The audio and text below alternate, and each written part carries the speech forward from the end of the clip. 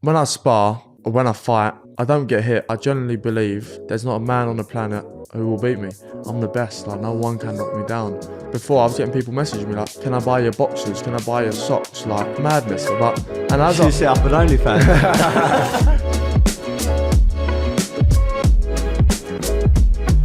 Welcome back to my podcast, Steve with Sulley Study. I've got my next guest in front of me, Mr. Hitman, James Hawley. Welcome on board the podcast, mate, and I'm really looking forward to this particular episode. It's no secret with my audience and everybody that knows me, I'm very, very passionate about business, and I'm certainly very, very passionate about sports in general, keeping fit, but specifically boxing, because I believe that the boxer's mindset, a fighter's mindset, is definitely there's some crossover between boxing and the mindset and business and the mindset. In business, it's never always going to be plain sailing. You're never always going to be making money or progressing or growing. Sometimes, like recessions, lockdowns, and this COVID scenario, you're on the back foot. And what boxing's taught me is even if you're on the back foot, if you stay composed and take your time, eventually the tide will change and then you can start pressing forward again. And like, I'm a father now. I'm 36 years of age. I've got two boys, and my oldest is just over 3. And I'm always saying to my missus, I want to get him into boxing, not necessarily to fight. That would be his choice, but to learn it for that mindset and that discipline, and also sales, because I believe in life, if you can communicate right, if you can sell, if you can promote your service, your system, and you as an individual, you go really, really far. So that's why I love interviewing boxers, because you have to do both. You're a boxer, which clearly means that you need to be fit, strong, everything else. But I think in today's modern world, 2022, you need to sell yourself. You need to sell yourself for your fights. You need to sell yourself for your promoters, endorsements, etc. So anyway, long introduction. Welcome on board, mate. yeah, what's happening? Yeah, no, I 100% agree with what you say. Like you said, in boxing, it's similar to business. You have ups, you have downs. For example, with myself, I had problems. I had an operation, obviously, not long ago, which put me back a bit. I was on track for fighting for a title, and disheartened me a bit because my next fight was meant to be a title fight. Obviously, it wasn't announced because myself, I can't announce anything until the promoters announce it. But I was meant to fight for a southern area. So it disheartened me a lot. And obviously we had all lockdown and everything going on. It puts fighters back massively. Myself, obviously, I'm back now. I'm looking forward to being back under the lights on March the 4th. What happened with me, though, is when I did have the operation, obviously I was just thinking about my fight I could have had. I thought, wow, I could be Southern Area champion now, blah, blah, blah. Myself, being a fighter, I wanted to push through it without having the operation. I wanted to get in there and start collecting my straps. But you know what? I went the other way and I ended up, for 2 months, I didn't leave my house. Stayed indoors every day. I was eating a minimum £10 worth of sweets, chocolate, crisps a day. And I went up to like 88 kilos. I've never been that heavy in my life. 88 kilos? Massive. That is heavy. And like literally before that, in between fights, I go no more than 80, 79, 80 kilos. And it sort of, it disheartened me massively. I lost all my motivation and everything.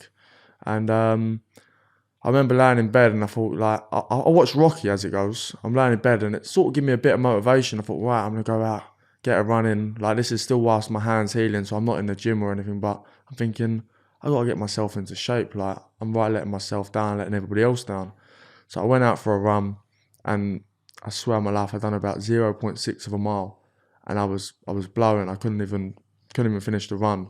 But where I went for a run, there's a woods near my house. I didn't want to run in the open because I didn't want anyone to see me. I didn't want to embarrass myself. I didn't want to see people see me out of shape. Sorry. And as I'm walking back through the woods to go home, I see 3 kids on a push bike, and one of them's like, "Is that James Hawley?" Like, didn't stop to talk or nothing, but it made me think, like, all these people know who I am, and I'm fucking around and getting out of shape. Like, I'm a professional athlete. Like, I should have took it on the chin, recovered, and been back. But I'm back now. That's all that matters. The weight's come off nicely, and fighting on March the 4th, and I'm looking forward to it. I'm looking forward to seeing you fight as well, mate. Watching you on your Instagram and your journey, and obviously speaking to a few people who know you really well. Obviously, we've got Sam here who works, for the Woodbury House brand, and he speaks very highly of you and your mindset, etc. So you're 7-0 at the moment, right? Yeah, that's correct. 7-0. And what weight do you fight at? Middleweight. Middleweight. So what's that? 74, 75 kilos? So I think championship weight, I think it's, I may be wrong, I think it's 72 and a half kilos, I think. But this fight on March the 4th will be about 74 kilos. Obviously, I won't have to make championship weight. It won't be a title fight. So, I won't have to kill myself to make weight. It's a major jump though, going back to what you were saying, like 88 kilo one stage, and sometimes you're fighting at 72, 73 kilo. I mean, that's massive. Yes, it's appalling, really. I should never have let myself get that big. Obviously, I know fighters do it all the time, but with me, I like to keep myself in shape. I like to be prepared. And you never know what's coming around the corner. Do you know what I mean? The phone can ring. My phone could ring sitting here right now and say, "Listen, you got a title fight in 8 weeks." Do you know what I mean? And if I'm that far out of weight, it ain't gonna happen. Do you know what I mean? I think Bernard Hopkins obviously was fighting to a ripe old age, world champion even in his older years, and he achieved so much at the sport. Fought Joe Calzaghe, fought a load of good people. Really, really good fighter, very, very tough man.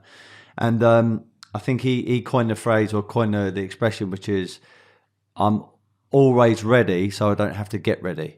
And it's such an important thing as an athlete, or even just as a normal human being, because you never know when an emergency happens. You never know when you're called upon or you need to become resourceful. And if you're, let's have it right, fat, out of shape, or not on point, that could be a downfall. So it's so important to always make sure you maintain a healthy standard of living and keep yourself fit, especially as a boxer. Yeah, 100%.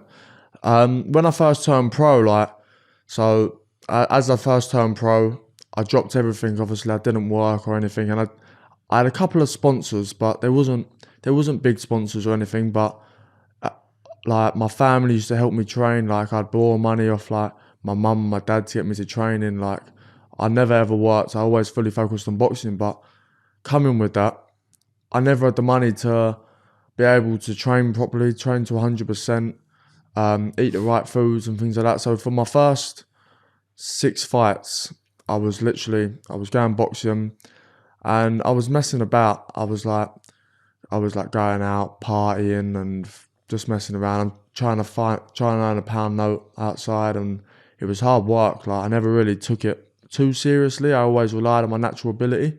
But I was so lucky. So my 6th fight, I had a 50-50 fight against Joshua Wow, another unbeaten fighter. That come about because what happened was, during this, I had a very, very bad gambling problem.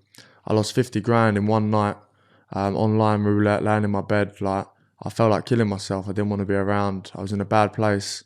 And about 4 days after, I got a call from my promoter. You got to fight this Saturday, Lewis Van Pooch. And I'm like, mate, like, I can't fight. Like, I'm not in a good place to fight at the minute. Like, obviously, I hadn't been training for ages. Lewis Van Pooch, he's a tough journeyman, but like, I would have beat him, but I didn't want to look bad. Do you know what I mean? And obviously, I had a lot going on. I didn't want to take no risks. And he turned around and he said to me, if you can't beat a journeyman off a week's notice, you might as well get a job in McDonald's. So anyway, so I'm like, all right, sweet. So I've turned around and I've gone in on him, called him the fat, CUNT. Anyway, I said, get me any one of your boys, give me 8 weeks and I'll beat any one of them. So next day the phone rang, you got Josh Edwell, 8 weeks. So I'm like, all right, sweet, I'll fight him. So bear in mind, I hadn't been in the gym for ages, hadn't done nothing, I was out of shape, I was in a bad place. Went into the gym the next day. My trainer, he was like, you're not fighting, like, that's a stupid fight. I was 20 at the time, I think he was about 28, 29, so he had manpower over me, experience over me. So he refused to train me, and he done it for my own good, because he didn't want me fighting. He said, if you want to do this, you're gonna have to find a new trainer. Like, so we split ways. This is me and Billy Rumble, who I'm with now. For the first 6 weeks of my camp, I lived with Dennis McCann, and I was doing my runs with Dennis. I was doing strength and conditioning. Dennis cornered me in a few spars I had, but I think I had in that 6 weeks, I think I had maybe 2 spars. I was doing like 2 strength conditioning sessions a week and a couple of runs. So there was no bag work, there was no pad work. There was not a proper trainer there to advise me what to do. Obviously, I learned a lot from Dennis. Dennis is a very experienced fighter. So Dennis helped me massively in that fight. And then 2 weeks before the fight, I joined Mark Tibbs. Obviously, got sparring, good training in pad work. And then everything was going really well. I knew I wasn't fit. I said to myself before I went in there, I've got to stop him within 2 rounds, otherwise it's game over. Come to a fight week, Mark couldn't be in my corner because another one of his fighters was boxing a journeyman. Should have been in my corner really, because the other fighter didn't really train in the gym. But anyway, he went off. I had Steve Andrews in my corner, who was a good trainer, alongside his dad Ian, and I got the job done.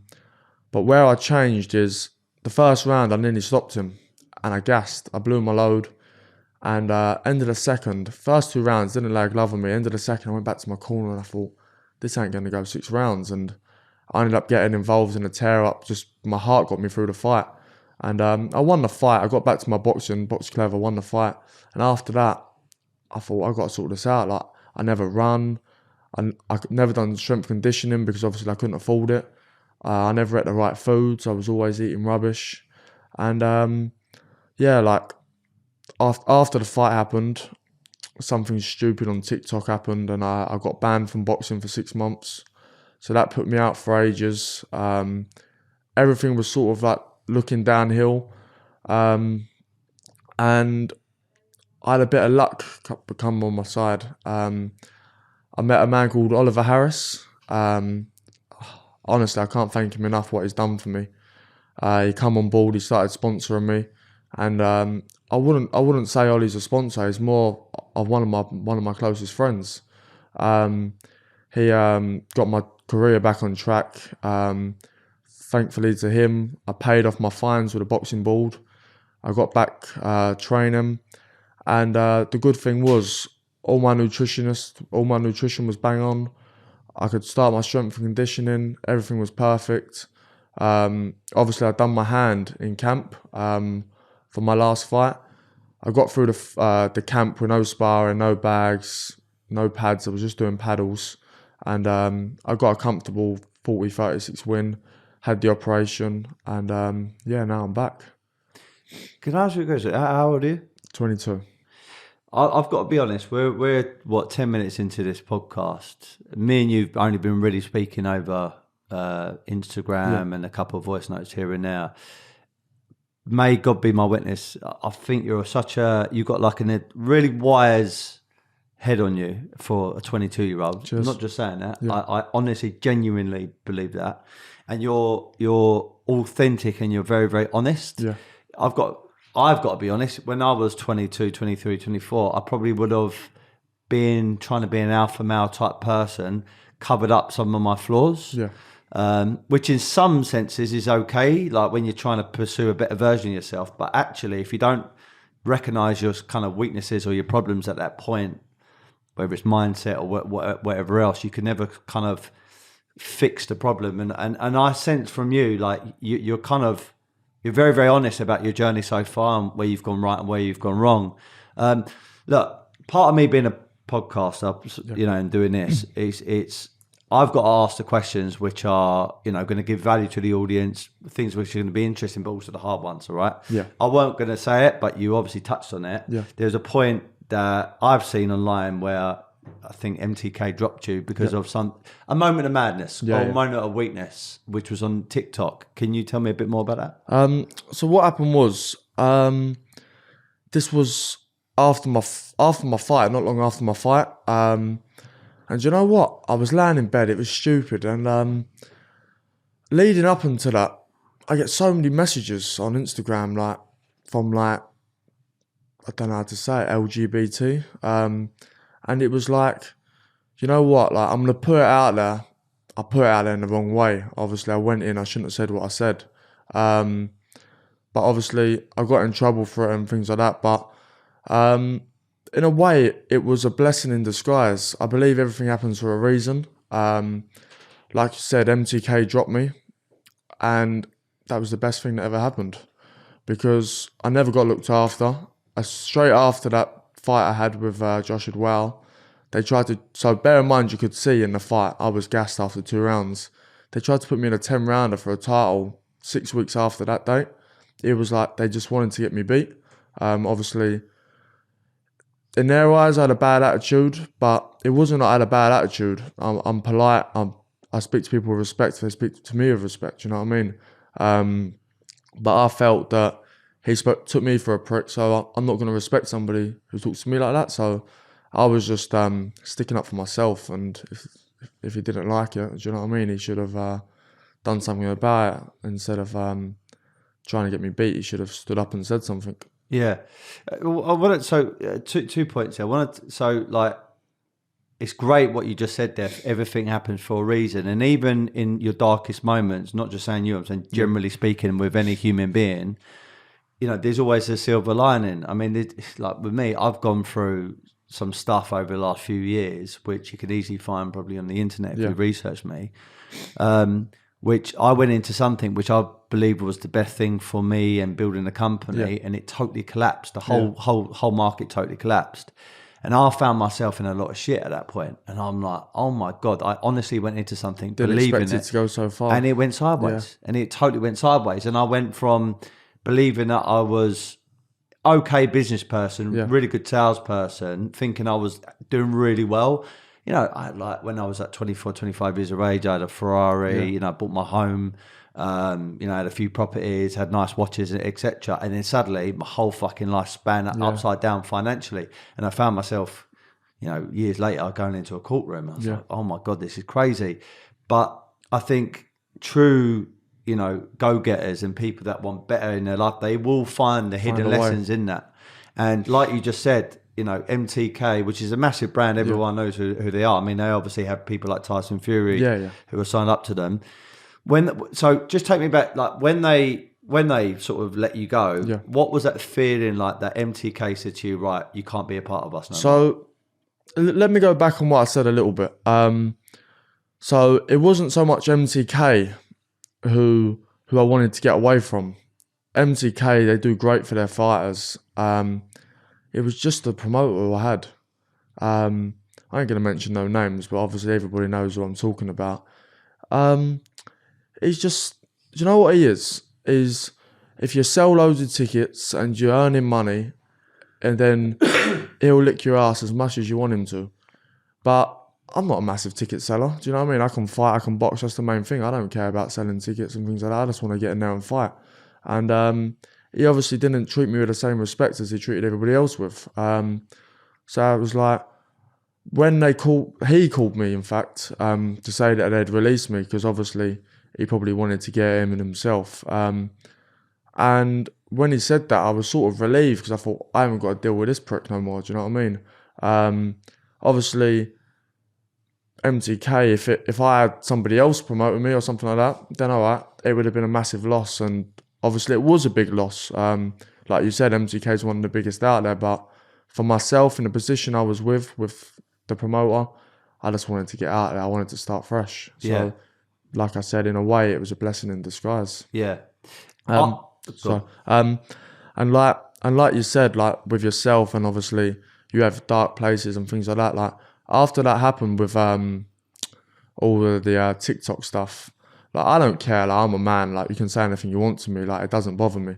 But like I'm not trying to and make anybody feel sorry for me or anything like that, because like I said, I don't care about any of that. But what done me was like I'll even show you on my phone. I've got like, minimum 5,000 messages from like the LGBT, like the gay community. Yeah. So, funny enough you say this, because I used to sponsor a fighter called Bradley Skeet. He's been on my podcast. Bradley, lovely fella. And I know Al Smith. I've done a bit of training down there. I used to train with Al. Did you? Yeah. Okay, so I know Al Smith really well. Jordan Reynolds been on my podcast down there. Who else? who's their other fighter who's really, really good? Archie Archie, Sharp. yeah, He's yeah. also been on there, and I was speaking to a few others actually. But there was a guy who used to fight down there, a guy called Ricky Boylan. Yeah, yeah. And I remember going to a few of his fights, and this is when like Instagram was being heavily more used than ever before to promote fights, etc. And I think he showed me once. He said like him getting messages from like fucking fellas, like saying, "Can you do another photo with your top off in your boxing boots?" Yeah. And he was laughing about it, but I said like, fucking disrespectful, though, exactly. isn't it? You know, because if you start doing that to a bird, right? You'd be that'd be nicked, sexual wouldn't you? harassment. 100%. So why is it all right for a fella to say it to another fella? Exactly. And bearing in mind, you're trying to get ready for the thing that pays you, which is your profession, your work. So they got to realise that they're going to try. It's almost like they're trying to distract you, which is in theory could start taking money off the table for you. 100%. So no wonder why anyone would react the way you did, because you start becoming infuriated. And I was going to ask you, because I've not seen it for myself, because I've only seen one thing. But what was the comment? What did you say? I basically, along the lines, I won't say too much into it.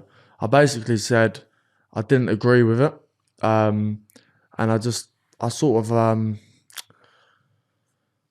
I didn't agree with it. I don't really want to go into what I said, just in case. Obviously, I can't get into trouble again, because obviously I've already paid my prices for it and that. But I'm glad what you said about that. Like, if that was the other way around and we said that to a woman, mate, there'd be murders about that. Do you know what I mean? Of course it would be.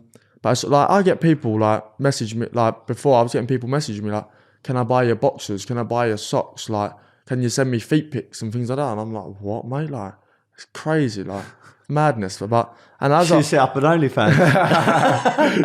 You could be making £100 a month for say off that. I might have to in a minute. No, but like I was saying, I had thousands of messages, and like other people not mentally strong, mate. I'm telling you, they'd have gone the other way and fucking probably gone and killed themselves or something. Like, I was getting people message my mum, my sister. There was like men sending videos to my little sister, who was 16 at the time, of like men shitting on each other and things like that, like getting fucked in the arse, like. But so they sent that after the comments you made. After the comments, obviously I understand. Obviously they're going to be. They were trying to retaliate and give you hate, basically. Yeah, exactly that. I lost all my sponsors and everything. They jumped on everything I was ever tagged in or anything. They jumped on board, like just trying to mess everything up. But it was like, all right, fair enough. I've said something really bad what's offended you. I'm sorry. I hold my hands up.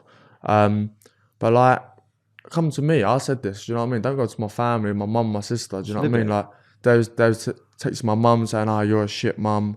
He should have died at birth." Blah blah blah. Like, my mum and my sister was in bits. Like, they was crying their eyes out. Like, but is what it is, isn't it? It's over now. So, do you ever still get people sending you hate mail? Or I get it all the time. Do you? All the time, still to this day. I'll post a video on TikTok or something, and half the comments will be hate. 100%. Well, look, listen. In this age, love someone or hate someone, especially if you're a sports star like yourself. Yeah. I mean, I think Mayweather said this best. He said, "Love me or hate me, you're going to pay to watch me." Exactly that. And I don't think it's a bad thing whatsoever. I interviewed this week Anthony Ogogo, Olympian, got a bronze medal, was in 2012 Olympic Games. Sadly, his career come to a halt after 6 years, and he only boxed at like three of the years out of 6 because of like menacing injuries, eye socket, shoulder, etc. He's converted over to a pro wrestler now over in America. Yeah. And he's the baddie in it. Yeah. You know, he's called the Governor, the British guy. Yeah. And he said, it's great because even though I'm the baddie, I actually get more attention than the good guys. Yeah, exactly. So in some ways, everyone wants to pay to see you get beat, don't they? It's a blessing in disguise. They're going to pay, in their mind, they're hoping that you're going to get hurt. Yeah. But really and truly, you're not. You're going to push on. I'm going to also touch on the thing that you said earlier, because £50,000, right? I'm 36 years of age, and I've done all right for myself. Yeah. I'm nowhere near where I want to be, and I'm on this mission to become the best version of myself. And a part of the best version of myself is, being fitter, being stronger, being more intelligent, becoming richer. That's definitely part of it. Building up my assets, experiencing the world, becoming a better father, better husband, etc. I want to be the full package. But I'm telling you right now, if I lost £50,000 in a sitting, I'll be absolutely gutted. So the question to you is, when you lost £50,000 through gambling, how did that make you feel? Honestly, I was ready to go then. I was in my bed and I was crying my eyes out. I felt like a crackhead. I didn't know what to do. Like, I'd lost everything. So leading up into that, it wasn't just that. It was like I had a good little business at the time, and I was earning good money. I was earning like 3-4 grand a week, and I mean every single penny of it, I was going to do on the roulette. Every weekend, boom, boom, boom, I'd lose it. Oh, I'd have little wins here and there. And it was like, I'm working hard, I'm earning this money, and I'm just chucking it away. And do you know what the main thing it was for? Is where I've learned a lot of lessons. I was greedy and I always wanted more. Like, I was earning enough money, but it was like, I want the nice Ferraris, I want this, I want that. And for me, in my head, it was the only way you can earn these lumps is gambling. Like, in my head, this is what I thought. And you know, it was when I was young, I always wanted everyone to be like, so like me and my friends, like we was the people, like on the weekend, girls would be like, oh, have you got a motive? Have you got a motive? Like, we'd be in hotels every weekend. We'll be doing everything what people our age couldn't do. At like 17, 18, like we lived like kings. But it was like, where it come to a point is, I had so much money, I didn't know what to spend it on, but I wanted more money. I was gambling, and the 50 grand I lost, I actually come across it through gambling. So I was losing money every week, and then I was having, for about a week, I was having 6 grand touch, 10 grand touch. I was going up, down, up, down. Anyway, so the money I was winning, I was having it put into my bank. So it was like legitimate money going into my bank. Hopefully I could spend that money properly. Anyway, I'm laying in bed and I'm slowly depositing away. And in the end, I lost like 8 grand. So I was like, all right, sweet. So I've deposited everything in my account. It's all in. And I've done like mad spins. I think I got up to like 60, 70 grand. Went down to 40, ended up doing a 40 grand spin to try and just win big dough. And I lost. I didn't know what to do. Like, even now, like, it makes me feel sick. Like, I mean, if you did you say you're from Sittingbourne? No, I train in Sittingbourne. Okay. I'm from like Bromley. Okay, yeah. Cool. So like in and around, so there's an area called Medway. Yeah, I know which Medway. Which is near Sittingbourne, I think. And there's Gillingham, Rochester, Strood, Chatham. There's a few of those areas, and I've got a few HMOs down there with my wife. And part of the reason why we went down there is because of the transport links to London, etc. But also the property prices are a lot cheaper than they are in Bromley or 100%. Orpington. And when you say 50 grand, straight away, for some reason, that number, I don't think of about a watch or a car. Deposit. I think that is a deposit and actually a little bit of a refurb cost to a buy-to-let or even a HMO down there. And for a property just to disappear in a spin or two is a mad concept. On that note, do you think there should be a bit more regulation around things like gambling? Yeah, 100%. I heard something they're doing is you got to prove your income or something. Apparently it's coming in. You can only bet a certain percentage of what you're worth, or I don't know how it works, but there should definitely be more. I know so many people that are addicted to gambling and have massive problems. Like, don't get me wrong, I still gamble now, but I know when to stop. Whereas before I would just keep going. And then I'm not gonna lie, about a week ago, I had a little blip. I've won quite a few bets, big bets, on horse racing. I go horse racing with my sponsor a lot. Anyway, I was laying in bed again, and when I'm in camp, it's weird. Like I have time to think about things, and when I finish training, I lay in bed. And I was scrolling through TikTok, and I see this geezer on there win like £500,000 on like a spin.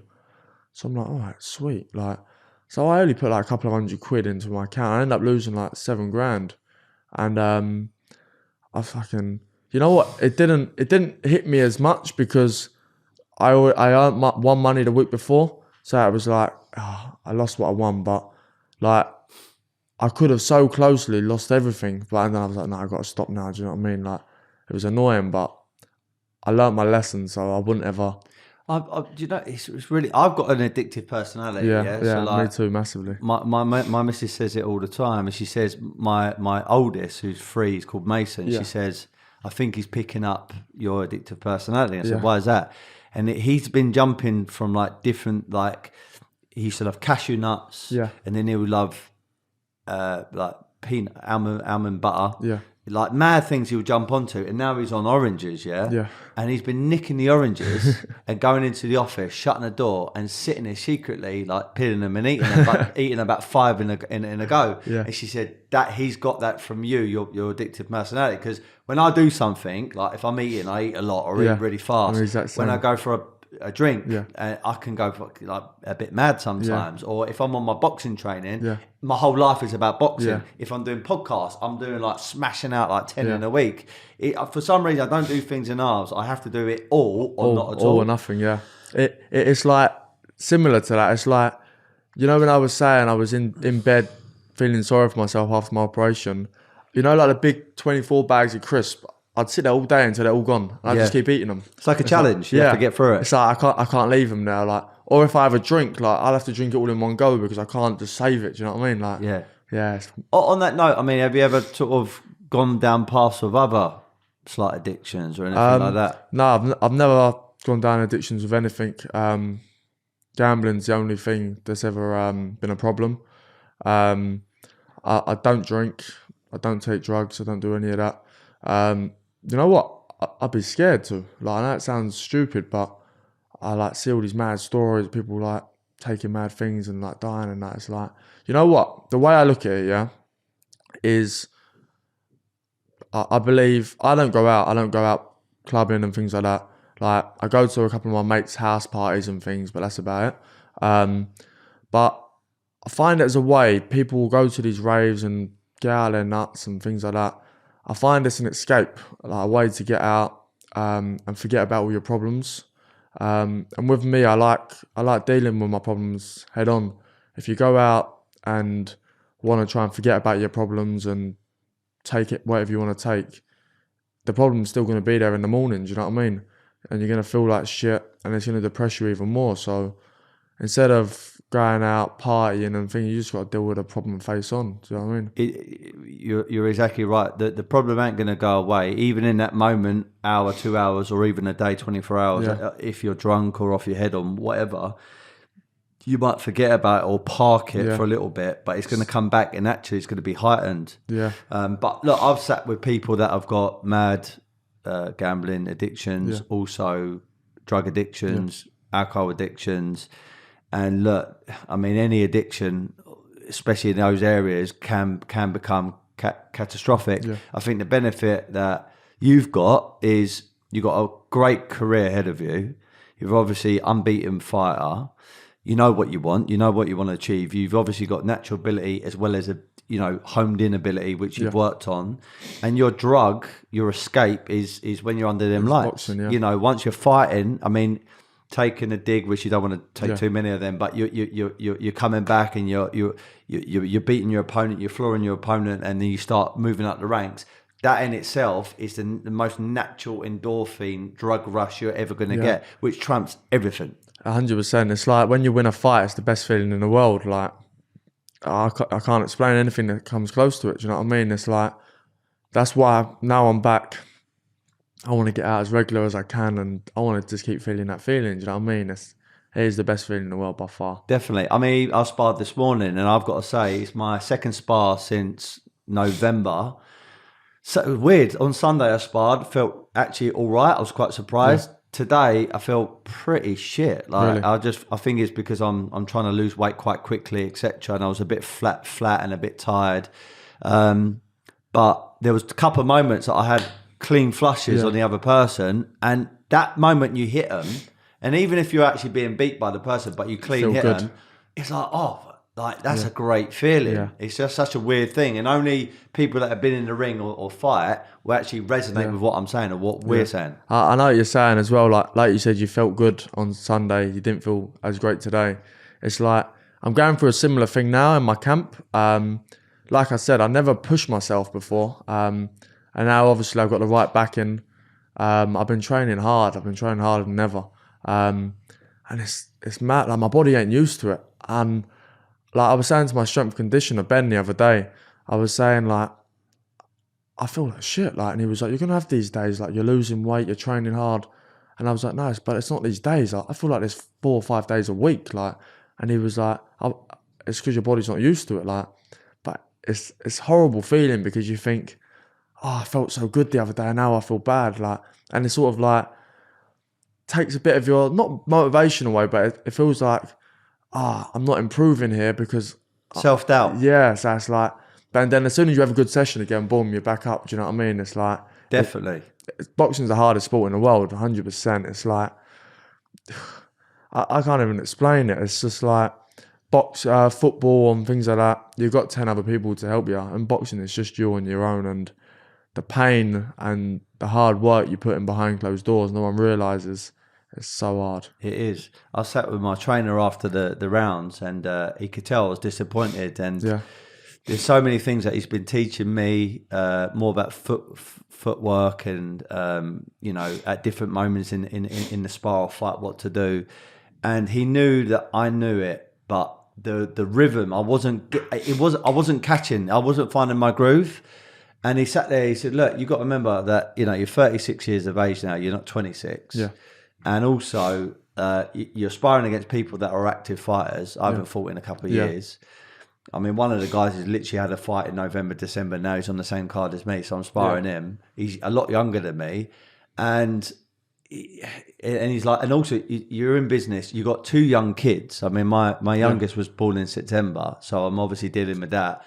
And it's almost like you want it all, but sometimes you can't. Yeah. And like you just said, the self-doubt. It was like last Sunday, I was like, yeah, I can't wait for this fight. Yeah. Today, I'm like, fucking hell, like March ain't a long way away, and if I'm like this on that night, I'm banging trouble here, and I'm thinking, have I can even do this anymore, but I think it's healthy to do that because at the end of when he was telling me all this stuff, and it was I felt a little bit negged out because of it. At the end of it, I said, I'm telling you this not to put you off and make you negative, to make you realise what you now need to do in order to be absolutely prepared for that fight.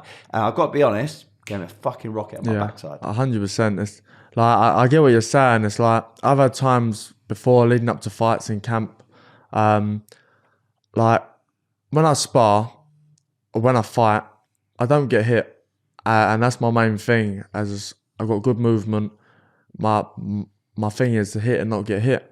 And I'll have spars, and I'll absolutely dominate the spar for the whole spar, but I'll get caught more than I wanted to get caught. And I'm so critical of myself. Like I'll go home and I'll cry my eyes out the whole way home, not because I'm hurt or anything like that, because I feel disappointed in myself. Frustration. And I feel like it's, in a way, it's a good thing. Some people would say, mentally that's not good, blah blah blah, but it's because I love what I do, and out of frustration, I know I can do better. It's like I'll ring my dad, and it was like, so the days I got sparring, he'll ring me. How did you get on? And if I spar bad, he can tell because I get a lump in my throat straight away, and I'm like, I try and tell him how I sparred, and then all of a sudden I'll just burst out crying, and I think, and he'll know if I've sparred good or bad by that. But yeah, it's like, it's just the love for the sport, isn't it? It is. So, all right. So let's talk about let's talk about the reason why you got into boxing, because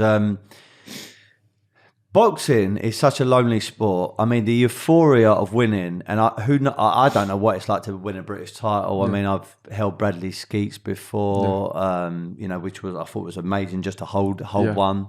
Obviously, I've been around world champions, been in the gym with these people, and look, and just the caliber of these people. I've said this story a few times. I went down to the old Haymaker gym. And I watched George Groves spar Sam Webb at the time, who used to be down the box. I used to sponsor him, Bradley Skeet, this cruiserweight, and someone else. And the way he dominated all of them back to back, it was incredible. I was like, oh my God, this guy is a machine. And I look at him and think, that's amazing. But then there's the other side of the sport, which is like really, really hard stuff. I mean, look, Floyd Mayweather flying around in a private jet, gross over $1 billion in revenue. Obviously, any young athlete or young boxer is going to look at that and feel, I want that. And it's really good to look at that because that is kind of not an end result, but you can achieve that. Yeah, it's hard, but it's possible. Yeah. And he's paved the way for people to do that. Canelo's doing really well. I mean, there's so many great fighters out there. But let's be honest, where they all started is in, a backstreet gym usually, which isn't fancy. It stinks of leather and sweaty old gloves. You got very tough fellas down there, and now females coming into the sport. Yeah. And people don't really give you time of day at the start. I remember when I first started at Bromley and Downham, that's how I got to know Sam Webb. I was there at 14 years of age. Richard Foster was running the club, which they still do today. And I remember, I think it was my first ever session down there. And straight away, I never sparred in my life. And they threw me and said, right, you're sparring. And they put me in a guy called Jimmy Simpson, I remember, right? Yeah. He was older than me, and he was like a little bulldog, and he would just come forward, and he bashed me up. Yeah. And I thought, what have I done wrong here? Like, why have he just thrown me in? He said, look, I want to know if you're really going to take this seriously. And the way I know you're going to take it seriously is that if you go in there and you try and hold your hands up, even if you can't box, and you might get beaten up. I want to know if you're going to come back because I will truly know if you're a fighter or not. It's not about your capability. It's about if you really want it. So my question to you is, we know it's a very, very tough sport and only a few people make it. Why did you choose boxing as a profession? So I actually started off playing football. I was playing for Fulham, Crystal Palace. I was a good footballer. My dad moved to Turkey. And I got a bit embarrassed to play football in front of my dad, in front of my mum, sorry. Like, everybody else's dads was on the sideline. I didn't want my mum on the sideline, but it was a bit embarrassing. But what got me into boxing was I used to hang around in Alpington, and people I hang around with, they were wrong uns. And I didn't want to go down the same path as them, but at the same time, we used to play penny up the wall down the green. And I was pretty good, but I could never win because whenever I won, the boys was older than me. They'd beat me up. They'd take their money back. So it was like, I can't win here. Then they started trying to so for example, they'd go around and they'll put shop windows through, or they'll go and kick wind mirrors off cars and things like that. And they'd push me into doing it and oh, don't do it. If you don't do it, you're a pussy. Blah blah blah. And I was going through the stage, I thought I was one of these, going around kicking wind mirrors off, thinking I was a gangster. But it was I can't defend myself against these kids. They're all older than me. I've got to do what they say, sort of thing. And my mum seen me crying one day, and she's like, "What's the matter?" I was like, "No, nothing." But one of the boys down the green, they beat me up. And there was nothing I could do about it. I tried to fight back and it was no good. And I started boxing with my uncle. My uncle used to box at Keddles. I used to fight for Keddles. Did you? I had a free fight for him. Yeah. That's where I first started. My uncle got me into boxing. And when I first went down, like you said, I got beat the shit out of every time. And I remember my first sparring session to another gym I went down to the Lynn. And I sparred a kid called Smiler, they called him, that was his name. And my dad come down, the first time he watched me spar, he come back from Turkey to watch me. And I mean, I got smashed. His hands felt like bricks. And I got in the car, and I was crying my eyes out the whole time. My dad was like, this is stopping. I'm not letting you box no more. You're going back to football. This isn't for you. And I was like, no, I'm not stopping. This is what I want to do. And I stuck at it. I kept taking beatings, and I improved and I improved and I improved. And I would never, ever, ever in a million years have turned pro if I didn't believe I'd be a world champion. 110%. If I didn't believe I'd be a world champion, there's plenty of other things I could have done. Do you know what I mean? Listen, I want to have the fancy cars and the nice houses, and I want to give my family a good life. And to do so, you got to have money. Do you know what I mean? But like I said, if I didn't believe I'd be a world champion, I wouldn't do it. It's like sometimes people say to me like, "What would you do if you got knocked down? What would you do if you got beat? Like, how would you react?" And I have full blown arguments with people about it. Like, me and my dad have had massive arguments. We don't talk to each other for like 3 months because he'll be like we'll be watching a fight and he'll be like, "What would you do if that was you?" I'll be like, "I'd never get knocked down." And he'll be like, "Yeah, but it can happen. It only takes one punch." I said, "You know, it won't happen to me. Like, I'm the best. Like, no one can knock me down." And he was like, "But what about if you was to get a bad decision or something like that?" I was like, "It won't happen. Like, I'm too good. Like, I'll beat anybody that's put in front of me." And like, and he thinks I'm being stubborn, but I'm just telling the truth. Like, I genuinely believe there's not a man on the planet who will beat me. Don't get me wrong, it's a business. If I got in there with Canelo right now, all right, sweet, Canelo's going to beat me. But I'm saying, if I've got the right fights at the right time, and obviously I'm training hard, I'm doing my strength, I'm doing my boxing, my nutrition's on point, I can't be beat. Honestly, my head movement is impeccable, and my speed, no one can deal with it. And now obviously I'm doing strength, the power's going to come and people are going to start getting put to sleep. Can't wait to see it, mate. Where did your like self-belief and where did your confidence come from? You know what? I never ever used to be confident. I always put on a front. But it was like when I found boxing, maybe not at the start, I was never confident at the start. I found my belief because I remember boxing a kid called Mark Dickinson, and he was the best. He was the best in the weight. He's coming through now. Like, he spars all world champions. He gets better than world champions. Like, he's going to be a superstar. And I boxed him in the Haringey Cup final. Not one person gave me a chance. Not one person. Night before, I was in a hotel with birds, messing about till about 3 o'clock in the morning with my mates. I turn up to the venue. Nobody gave me a chance. And I'm telling you, we had the closest fight. It could have gone either way. He got the decision. He was with England. But I'm not saying I was robbed or anything like that, but it could have gone either way. It was a close fight. So that gave me massive confidence because I thought, I hadn't even trained. As an amateur, I didn't train. I only turned up when it was sparring days. And I thought, I've just nigh on beat the best kid, and not just in England. Like, he was Commonwealth champion in everything. And I don't even train. Like, and then like, I've sparred top fighters. And it's like, I've sparred these top fighters, not even being fit. And it's like, oh my God, like. So when I first turned pro, I looked up at the world champions and thought, wow, they're a long way away. But I've been in there, I've been sparring the likes of Billy Joe Saunders. I was Billy Joe's main sparring partner for Martin Murray. I've sparred loads of top fighters.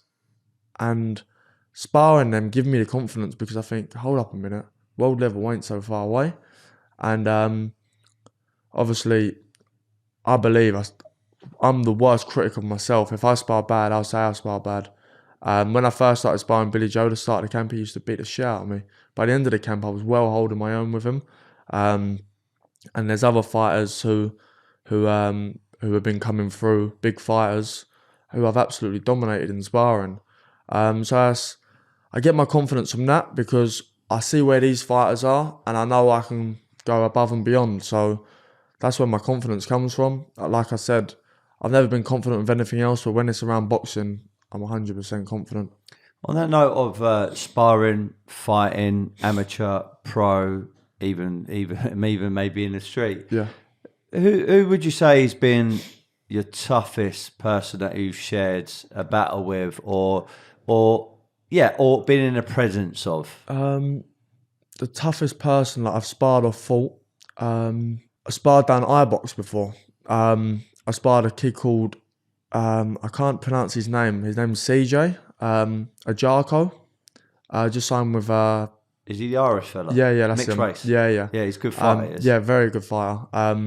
I sparred him, and that kick and punch, I'm telling you. And I actually felt like I was in a Rocky film. He hit me with a right hand. I thought, fucking hell, like, and like he must have caught me with about 4 or 5 shots flush, and I was still up, still fighting back, and I took a lot from that spar, because in times, in phases, I was boxing really well, making him miss, but then when he did catch me with his flurry of shots, for myself mentally, it was, I can take these shots, you know what I mean? Like, and that's another thing when I go back onto saying that I'll never get stopped, I'll never get knocked down, is because I know that I can take these shots. Obviously sparring with CJ, he's a huge puncher. He's like the British Canelo. I'm telling you, he's a very, very good fighter. I watched his last fight, and I was watching him, and he's so compact, doesn't really do much wrong. Strong, very strong, quick. No, I got a lot of respect for him.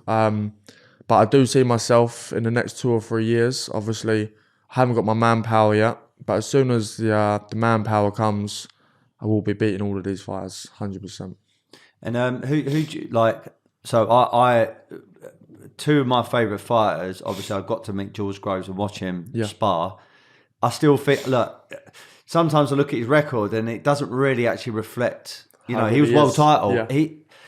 He's better than his actual record actually shows.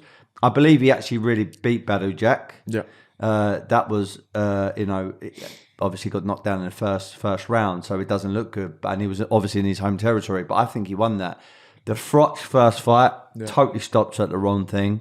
Got knocked out in their second fight, but he was winning that fight. Yeah. It's just, and he was actually beating Callum Smith, I believe, and then he got obviously caught.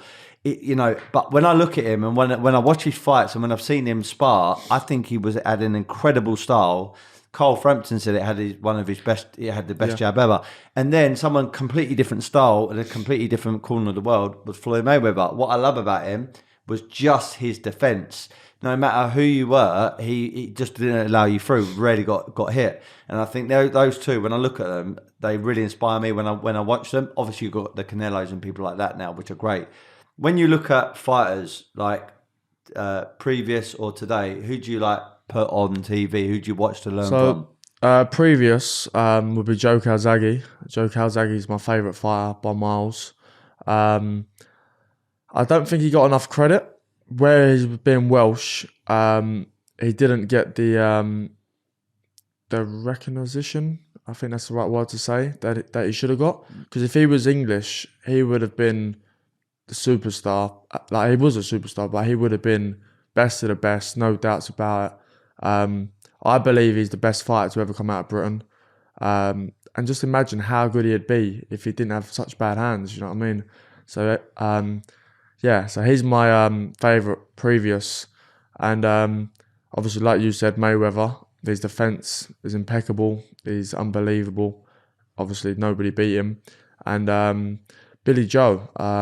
So when I got to be a part of Billy Joe's camp, it was like a massive, whoa, I'm with Billy Joe. But yeah, I like Billy Joe. Very good fighter. And not just that as well, I like him outside the ring. He has a laugh.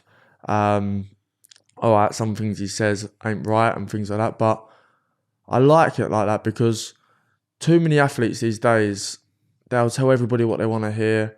They'll just get spoon-fed what to say and things like that. And I've always said it, even when I'm world champion, if there's something that I want to say, I'll say it. I don't care what people think. I couldn't care about anybody in the whole world. If I want to say it and I feel strongly about something, I'll say it. No, like my observation being a bit older, right? And I obviously watch athletes, and I think as a footballer, soccer star, and in lots of other professions, probably golf and all of these other things, everyone kind of has to be a certain way because you've obviously got team members, etc. And if they say something out of line, it's not just them, it's like the whole entire club gets slammed. With boxers, you can be a lot more authentic, but I think you need to tread that line immediately. Because, for example, Anthony Joshua, you know, he's like textbook kind of, you know, almost like the role model from Olympic Games gold medalist. Obviously, massive guy, very muscular. Under Armour obviously sponsor him. You know, he's just like almost like the perfect human being, and he says the right things. Yeah. But if he suddenly turned and started actually speaking his mind a lot more, because there's probably a lot of things he wants to say, but he's not allowed to say it, he would be absolutely fucked by the media. Yeah. Now, someone like a Tyson Fury can say what he wants because he's always been that guy. Yeah, of course. And I think you need to stay true to your roots. Yeah. I'm not saying be an arsehole just for the sake of it, but you know, obviously you need to be respectful. Yeah. But yeah, I think in some ways how you've been and how you are is actually the right way, because you can carry on doing it how you want to be, because that's who you are, rather than being put into a bracket and saying, right, you have to be this persona on TV, because if you don't, you're going to lose your backing from your sponsors, etc. 100%. It's like, look, I speak how I feel. I say what I want to say, and I don't let anybody change that. And it's like, the main reason as well I do that, and the main reason I will carry on doing that, even when I'm world champion, is because I don't like. It's like, people shouldn't grow up and have to worry about what they say, and like they don't want to hurt anyone's feelings. Like, if you want to say something, say it. Like, you're your own person. Do you know what I mean? Man, woman, whatever you are. You're your own person. If you feel about something, speak up, say it. It's like, whatever happened to like free speech? You know what I mean? Like as far as I'm concerned, like, free speech is a thing, right? Like, you can say what you want to say, but and then all of a sudden you get in trouble for saying things. That's like, you're getting censored. I mean, even though I wasn't going to go into this conversation, it's this whole like coronavirus thing. If you have a different outlook on it, suddenly it's not free speech. You're actually going against the narrative, and you're being censored or blocked on social media accounts. It's like, I strongly disagree with all this coronavirus stuff, and I post things on my Instagram all the time, and I get these warnings come up, and I think, mate, like, but it's crazy. Like, from the start, so I look into all of the conspiracy, or whatever you want to call it. I look into all of that, and from the start, I said, look, these vaccines are going to come in, blah, blah, blah, blah. You're not going to be able to do this, blah, blah, blah. And now all of a sudden, like, everyone's, do you know what right gets to me? You know, when they've had their double vax and they post it, double vax, like, mate, do you know what I mean? Like, all right, fair enough, you've done what you got to do to get your job on that, but it's like, now they've just come out and said that you don't need to be double vaxxed. Like, so all of these people have gone and got double vaxxed. Like, I went to school with some girl, and she posted it on her social media. She got so much abuse for people calling her attention seeker, going in on her. She had the vaccine, and I swear on my life, she come up with like all bruises and lumps over her body, and the lumps was like opening up into cuts. So it was like the lump was opening, and like cuts was like appearing, and it was like like boils. Yeah, it was like, it was mad, and but yes. Yeah, no, I don't agree with all that. But yeah, neither do I. I mean, I think the whole thing's been overplayed, and I think it's all about money and control. Obviously, this could be a completely new podcast. I could talk about it till I'm blue in the face. But going back to the point, I think staying authentic and having free speech, because if you look, I get not bullying people. I don't believe in bullying people, but I think if you want to say your point and come with like an authentic good reason, not just calling someone a wanker or something just for the sake of it. But if we don't stand strong on these points, then free speech will go. Yeah, 100%. And then the moment it goes, what else goes? Yeah, you know, that's the start of it. So I think what you've done is right. On the note of fighters, your stage name, your boxer name, your persona is the Hitman. Now, when I'm thinking about Hitman, I'm thinking about Ricky Hatton. So was that a bit of a nod to him, or was it just something you took as a young man? So, you know what? I was in box fit getting my pair of shorts made when I was an amateur. And I was like, Dad, like, I see the shorts, and I was like, I need a nickname quickly. Like, let me put up my shorts. And the first thing that comes to his head was Hitman Hawley. It sort of rhymed. And I've always kept it since. So I've made a promise to myself. Obviously, I'm 7-0 in OKOs. So March the 4th is the last chance. If it's not a devastating KO, the Hitman name's getting changed. I've got another name, Hurricane Hawley. I might have, but I'm leaving myself one more chance on March the 4th. If it don't come, we're changing the name. All right, fair enough. when I speak to boxers, some are open about this next conversation, and some are a bit more tactful the way they answer it. But I feel we're on the same page, and so the money. I'll be honest. I want out of my life. I feel that if life offers something, I want to have the choice to get it or not. Yeah. So if there's a nice car, I want to have the choice to get it or not. If there's a massive, great big mansion, I want the choice to have it or not. Private jet, yachts, nice things, travel around the world. Why not? Yeah. I'm not saying money makes you a better person or worse person, and it doesn't necessarily make you happier or sadder. It just emphasizes who you are. But the fact of the matter is, it does give you choices. So for you, money, like how important is money to you as an athlete? Money's massive. People that say money don't make you happy, personally, I don't think it's true, because without money, you're living a hard life. Like I grew up, like my mum lives in a council house. Like my family had nothing. I didn't grow up with anything. I earned a bit of money growing up. But when I stopped all of that and I turned pro, I didn't have nothing. I was borrowing money off my dad, my mum, to get to training and things. Now that I've come across money, thanks again to my sponsor,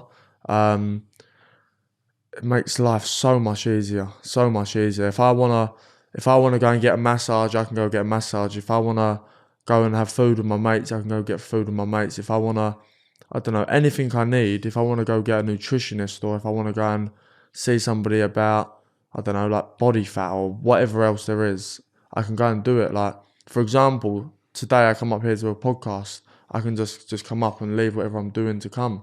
It's like, money's so important. And I don't think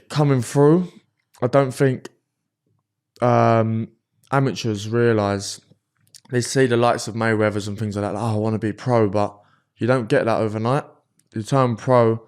So going through my fights, my biggest payday is about 2,800. That's the biggest I walked away with. Plus I've got to pay my trainer out of that as well. Cuts man does my wraps.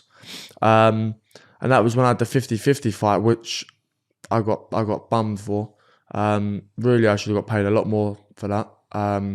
But where I was, I didn't have a team around me to advise me. I didn't know what was the right amount to be paid and things like that. But I just got a good deal with Dennis Hobson. So I get paid per round now, so I don't have to worry about selling tickets. Selling tickets is a bonus.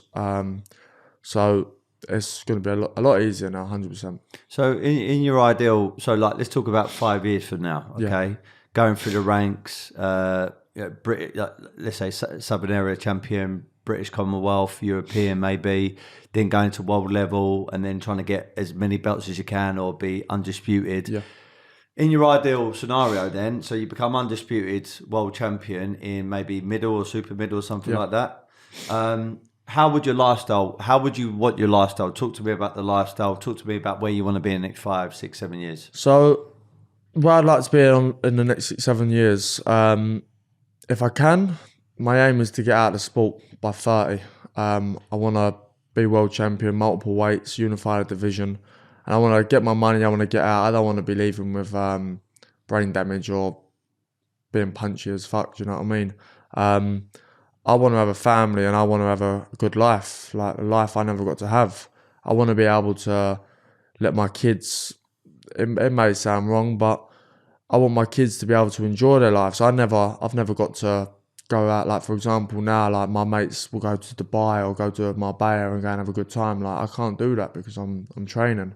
I want my kids to be able to go and do what they want when they want. Like, all right, people say it's not right, but if, for example, I had a son and I don't know, he left school or whatever he done, I'd give my son whatever he wanted just so he can go out and have an easy life. I'd set him up with his like businesses, whatever he wanted to do. I'd like to move abroad because I feel like being abroad, the people are so much nicer. Everywhere you go, everybody's happy. everybody's happy for each other. I feel like in England, I feel like there's a lot of competition and jealous people, and I think social media affects that a lot. It's like a lot of people this day and age. I had this it wasn't a conversation, but a message last night. Somebody texted me, "Why did you go from having a sick car to a shitty Corsa?" I saw that. And I saw that. yeah. I saw that message. And you know what? Like when I was young, I still am young, but I mean, when I was like younger, I used to think I've got to have these nice things because like girls ain't gonna want to come out with me if I've not got a nice car and things like that. And like I'm a man. Like, everything's about women. Let's be real. If there was no women on the planet, and then everyone would just be dossers. You know what I mean? Yeah. But like, I thought to myself, this is what it was. I could have gone and bought myself a brand spanking new car and left myself skint. Do you know what I mean? Just to stunt on Instagram and try and pick some nice birds up. But let's be honest, them birds that are going to come out of you in your nice cars you're gone and bought to leave yourself skint, they're slags. Let's be real.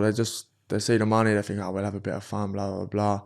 Like people, this is where a lot of people go wrong these days. Everyone comes into a bit of money and they'll buy things to look flash for social media. Like this is funny. There's 2 kids from around my way, yeah, and that, for example, like this has come to my mind. They'd go to Botherden Market. They'd go and buy all designer stuff. But then, like, their mum and dads will buy them stuff from, like, I don't know, Choice or stuff for Christmas. They put it all in the Choice bag, so it looks like they've been to Choice, and they'll be like, yeah, new purchases today, blah, blah, blah. And it's like, why'd you do all this for social media? Do you know what I mean? Like, because let's just say, for example, you get a bird or you get a mate. As soon as they come into your life, they're going to realise that you haven't got any of this stuff. So it's like, what's the point in stunting with nice cars and things? Like, go and buy yourself a house first. Go and put a deposit on a house or put your money into something worth it. Do you know what I mean? Like, for example, like I could have gone and bought a nice car, but instead I went and bought a watch. The watch has gone up already. I've had the watch for 3 months. You know what I mean? It's like a car, the money's just going to go down straight away. Do you know what I mean? As soon as you walk out of the showroom. So it's like, for me, I think it's all about competition on social media. And like, it's like, for example, girls will be like, if you've got 1,000 followers and you go and message a girl who's got 30,000 followers, she's going to look at it and see you later. But if you've got a girl and, if you've got a blue tick and you message a girl, she's going to be like, oh yeah, what's happening? Like, I'm not going to say who. Perfect example is I messaged some girl called, what's her name? Leah Fletcher before on Ascot. And ignored me. Didn't even look at my message. My mate with a blue tick messaged her. He ain't the best looking of fellas. Boom, straight back. Yeah, when do you want to go out? Blah, blah, blah. And I thought, oh my God, but it's like social media is just so sore. Like I use it to promote my boxing and that, but if it wasn't for that, I wouldn't have social media. It's like, it's all just fake bullshit, to be honest. This is the next part of my conversation because I remember, so I'm in this age bracket where now I'm obviously in business, doing my podcast, and I need the social media channels to promote it, and it's really good for business. And for example, Anthony Agogo lives in America. Yeah. I knew who he was, but he had no clue who I was. But thanks to Instagram, I messaged him, he replied, and we've connected, and we've now you know, he's following me, and we're chatting. There's plenty of other examples I can give you. I mean, if it's used in the right ways, it's perfect. Yeah. But I mean, for like the competing side of things with other people, that's where I'm coming. I think Instagram's great for business and things like that. Well, what I was going to get to is like, you either use the social media channels or the social media channels use you. And I think trying to keep up with the Joneses, like you're going broke, but trying to act rich, you know, and there's so many people that do that. And I think, especially young men, there's probably elements that throughout all of our lives, we've probably done something to make ourselves look better than what we are, because it's ego and it's trying to impress birds and it's trying to impress people that you actually hate. So they look at you and go, yeah, fuck you, I'm doing this. I mean, when I was young, when I started making some money, when I was in sales, 21, 22 years of age, the first thing I got, yellow Lamborghini, then I ended up getting Ferrari, had Porsches and stuff. Don't get me wrong, I loved it, and it was great to have these cars. But now looking back, I think, had I put more money into property, I'd be far wealthier than I am today, and then I could have more stuff. Yeah. But I guess you kind of need to go through those growing pains in order to realise. But if you can learn now at 22 years of age, and I'm so, I'm envious of you're at that age and you've got such a wise head on you. If you can learn these things now, you could be so quickly successful financially by parking money in the right areas. Yeah, 100%, 100%. Look, I know you need to get off to training, so a couple more things. Yep. Where can people follow you, James? So if you want them to. On Instagram, it's James Hawley 1999. That's the only platform I use, to be honest. I've got a Twitter. I don't even know how to use Twitter. I've got a Facebook. I don't use Facebook. TikTok. But TikTok, I don't even. There's something like James Hawley 1999 as well. But yeah, listen, like obviously as well, like I'd like to touch on this point is on TikTok I get a lot of people come on, obviously where I'm into boxing and my fitness. A lot of people come on saying like, so I do like joint lives with people, like I get them in the live or they'll say it in the comments. I've had a few people like say about their weight, like how can I lose weight? I get bullied for my weight and blah, blah, blah, blah. People like mental health and things like that. But listen, like I've been through all of that. Like I've been in very, very dark places, and obviously I always say it on TikTok, on Instagram, if you ever want someone to talk to, my DMs are open. You can message me, talk to me about these things.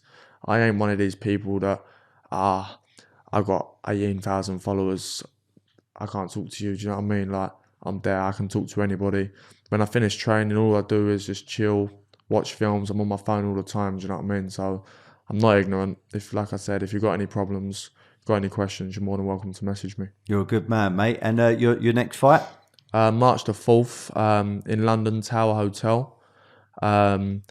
Tickets are £65 for standard seating and £150 for VIP, which includes food and drink. And we're going to try and set up a party after so everyone can get back together and we'll have a good night.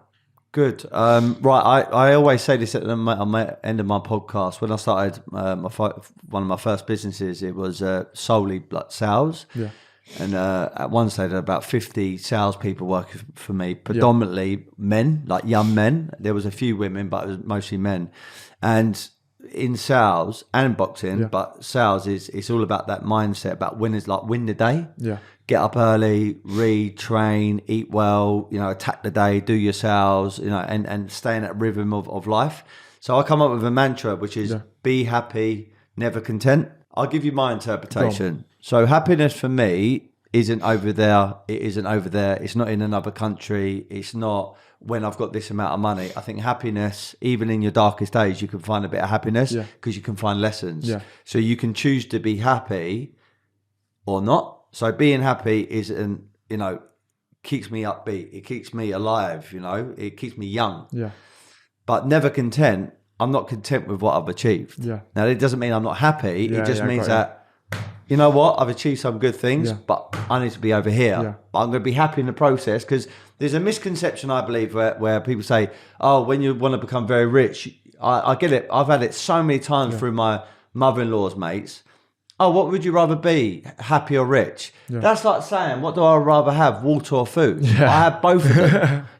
That's such a poxy, stupid question. Yeah, of course. So I want to get to the next level. So that's kind of my bit of breakdown. Yeah. So it's like you said, is obviously to be happy, you got to be happy in yourself. Like you said, when those times that I had no money and things, sometimes in a way I was happier then.